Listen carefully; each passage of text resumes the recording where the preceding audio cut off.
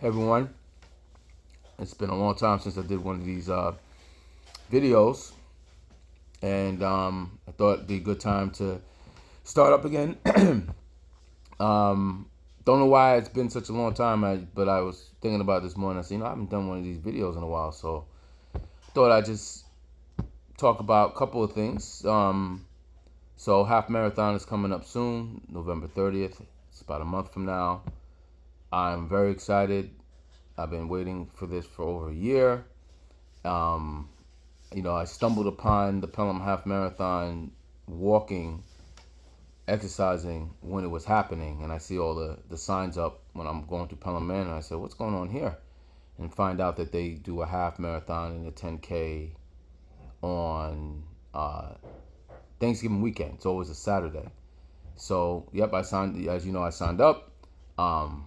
My highway to the half is like kind of like my slogan for this first official race half marathon that I'm running. I mean, I did one on my own last year on Veterans Day, but this is the real deal. So I'm looking forward to it. Uh, my running is definitely uh, picked up a lot. Uh, Ran a lot this summer. Been running about 40 miles a week, and I still walk. I try to get at least 30 to 35 miles of walking too. So the walking really helps with the just kind of being in my thoughts and decompressing. The running definitely, has helped me um, maintain my weight because I definitely eat more now. I mean, not that I'm overeating, but I have more calories because I need more. I'm kind of training like an athlete would. My body feels good. Don't really have too many aches and pains. My knees are good. Uh, I'm running through my Hokas. I had to buy another pair. I really love those sneakers. I think they're the best. I know other people love Brooks too. So every runner has their own thing. I don't. I'm not switching up because these are working for me. So I'm just sticking with it. Um, but yeah, life is good. Another school year, 23 years in. Um, and like I said, I feel my energy level's still good. Everything feels good. Um, a lot of people ask me about the running, about what are you doing, or how did you know, did you always run? And I said, no, running kind of started later on. When I've lost about 85 pounds since I started this journey in January of 2023, but a majority of the weight, about 50 of those pounds, I lost just from walking. I didn't really start running till several months after I started. And it was really just to give myself a challenge. I didn't expect it to turn into this whole training for marathons and you know and races, but it's evolved into that. And I think the key is everybody's different. Everybody has different health needs. Everyone has different situations. I mean, I know some people say that they can't run, so you don't have to run. There's so many ways to start your own. I think you have to start like some kind of an exercise plan. I do believe that. I think whether you're trying to lose 5 pounds, 10 pounds, 20 pounds, 100 pounds, whatever the amount is, if you're going to do weight loss surgery or not, if you're thinking about it, whatever you're going to do, I think you have to have some kind of an exercise regimen. And I think if you've never exercised before, like let's say that's just never been your thing, you got to start slow. Like I wouldn't suggest that you start running if you don't really walk, or to start doing some high intensity workouts and you haven't done any low intensity stuff to start. You got to start small, and I found that if you start small and you build success, it keeps you motivated.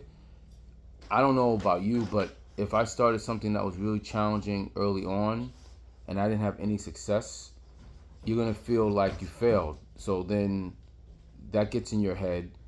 And at least this is how what happened with me with just trying to get started with my weight loss journey is that I felt stuck. Because every time you think, okay, I'm going to eat healthy now, I'm going to do this, and then you fall off the wagon, then you feel like, well, what was the point? Like, I'm just going to go back to doing what I was doing before. And it becomes a self-fulfilling prophecy. At least that's how I've dealt with things, and it's hindered me. So I think if you start small and stick with it for a while, like, I wouldn't change it up. Like, if you only walk 10 minutes the first time, and you say, all right, I'm going to walk 10 minutes 4 times a week, 3 times a week, whatever it is, right? Just do that. Do that. Even if you're not losing weight right away, you started something. You're doing something that you didn't even do prior. And some exercise is better than no exercise. If you say, I'm so busy today. Let's say you normally work out, but you're so busy. So let's say you normally would do 30 minutes, but you're like, I only got time for 15 minutes. We'll do the 15 minutes. Because the 15 minutes is still valid. It counts. It's 15 minutes of exercise that you put in your regimen that you probably would have avoided. So I would start small and I would stick with it for a while. You stick with it until it becomes too easy.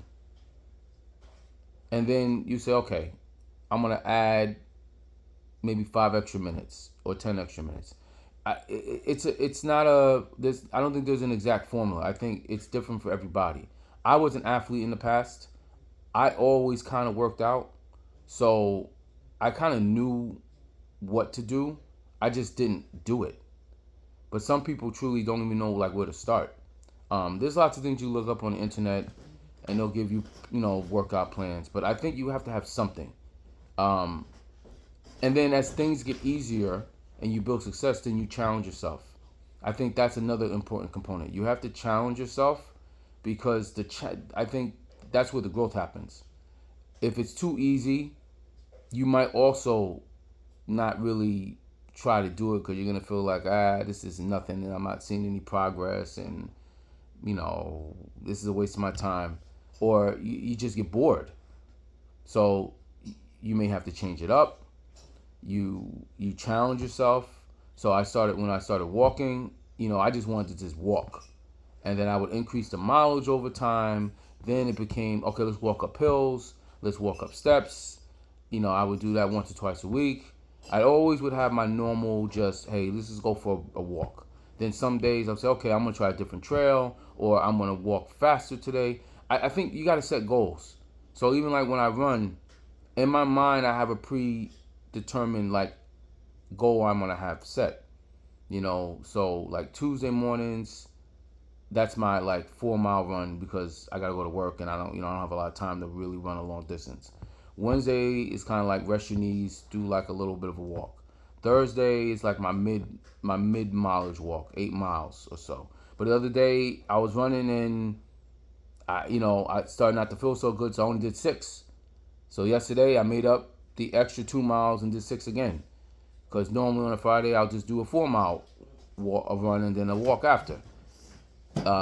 Today, Saturday, is my big run. I'll do between 10 and 12 miles. I've been doing 12 miles lately as I get closer to the race. And then I'll do a walk after. Sunday, it's like my mid-mile run, maybe 5 to 6. Monday is my bridge run, so that's like a 7-mile run. So I kind of have a set goal. If something comes up, then I adjust it. I think you have to have a plan though. So have a plan, write it down, keep a log if that helps you. I'm a numbers person, so that motivates me when I see the numbers go up as I'm increasing my exercise, during the week. It's motivating. For some people it's not. Some people it's too much work. So just go out and just do something. Be active. You don't need to have a gym membership. Walking around your neighborhood, you can walk around your house. But you have to have a plan for that. And I think the other thing, regardless if you're like I said, if you're gonna do, let's say, weight loss surgery, and when you do that, or you're using some of the injections, or if you're not gonna do that, or you're gonna take supplements, I think the key with food is you have to know what kind of eater you are. If you're an emotional eater like I am, you have to know that you'll get triggered if you're having a stressful day or if you're really excited and happy. It's not always, I used to think, emotional eating, I always equate that as you're sad and depressed, but no, people who are happy eat. Sometimes you just eat because it's a way to celebrate. And I think we all gonna do that. I mean, I still do it. I think the key is you have to know what the triggers are. You have to know yourself and you don't let it spiral. So if you have like a bigger meal, or you have a treat day, or whatever you want to call it, or you just say, today I'm gonna just have something. You have it. You have it within reason. So maybe if you go out to eat and they give you a big plate of food and that's way too much, you only eat half of it. That's like a Weight Watchers thing. I know Stephanie does that a lot. Like, you go to hibachi. It's so much food. You cut it in half, you save the other half. So you're not eating all those calories at once. Especially if like you're pre-diabetic or diabetic. You don't want to have big meals like that. You kind of want to graze. Um, uh, you can have a dessert. It's not like you deprive yourself. I never starved myself even when I was losing the weight like crazy. I never did that. I always ate like food. The difference was I was eating differently and I was cutting my portions down. Now I can have more things, but I still try to be mindful of portions, you know, and I think that's the key. And when you're in maintenance, it works because if you're exercising and you have stuff once in a while, and then you're weighing yourself once a week, and you're monitoring, you don't let the ball get out. You don't let the snowball become an avalanche. You stop things before you notice. Okay, I'm putting on a little more weight. What am I doing? And you do these things so that you can live a comfortable life and not feel like you're in constant stress mode. Because losing weight is hard. I find maintenance is hard, but it's different, especially if you're exercising. Now, if you're not exercising and then you lose the weight and you're not doing enough activity and you're kind of eating back, you're going to gain the weight again. So you have to find that balance. And I think it's different for everybody. If you're younger, in your 20s and 30s, your metabolism is going to be different than somebody my age or older. But if you exercise all the time, even if you're older, you might burn more than someone who's younger. I think you have to figure out, I think that's why the scale is important, because then you'll know, am I burning off what I'm eating for the most part? Your weight's going to fluctuate due to water, what you ate before, if you have to go to the bathroom, those things. That's why you don't weigh yourself every day. You kind of weigh yourself once a week, you kind of see where you are, and then you go from there. And it's just a way to help you keep the balance. At least that's what I found worked. And because I'm a numbers person, the numbers kind of hold me accountable. I think having someone to talk to about this is good, and sharing your results is important, so you're not alone. If you don't like to work out, bring someone, hang around people who do, or hang around somebody who's willing to start with you. I'm more of a solitary person when it comes to like my running. I kind of run on my own. I was going to join a runners club, and I realized I actually like to run by myself because I play my music and I'm in my own thoughts, and I'm not really a social person when it comes to working out. Walking's a little different, but I'll do that by myself too. But you got to know yourself, which comes to my other point. You have to come up with a plan that works for you. I wouldn't expect anyone to look at my situation and say, I'm just going to do what he did. My life is not like everybody else. Some people, if you have young children and you're raising them, and let's say you have elderly parents, your time is different. You have to find out what works. You may have to do more early morning workouts. You may have to squeeze things in. You have to be realistic to your situation. So, and we all have different needs, different body types, different situations. You have to customize a plan that works for you. And you have to set realistic goals. So it should never be about, well, that person lost 80 pounds, I'm going to lose 80 pounds. You may not have to even lose 80 pounds. And maybe it's not even focusing on a number. It's about focusing on just living a different life. I run now. What motivates me to run is that this has become my life now. I want to be a runner. When I run, I'll tell myself I'm an athlete, I'm a runner. I tell myself that as I'm running because it motivates me. I have a purpose for what I'm doing. I don't want to ever become diabetic again. I don't want to have the things that crept up on me because I was negligent. So that keeps me from falling off. Even on the days where I don't feel like running, I'm like, no, no, no, you got to run. This is a commitment you made. So for you, find something that's your purpose. Why do you want to lose weight or change or get healthier? What's the purpose? If it's to look good in clothes, that works. Um, but is there a higher purpose? If you have children, maybe it's about I want to set a good example for my kids.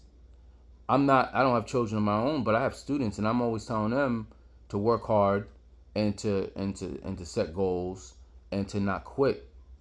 Well, I try to apply that in my own life now with my exercise and my health because at one point I wasn't doing that. So I was being a hypocrite. Now I'm setting an example for my students. And that's also a motivating thing for me too. So what motivates you to want to change? Ask yourself that question. And your priorities, your goals might change as you're going along your journey. And see it as a journey too. If you have a bad day, it's a bad day. Don't let it become a bad week.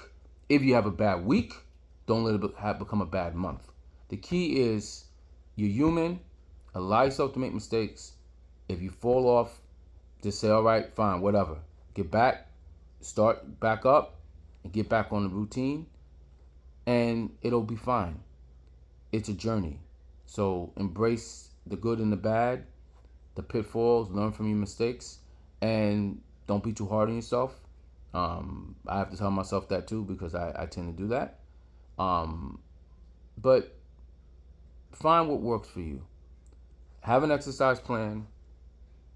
Try to, cook your meals if you can or eat as clean as possible.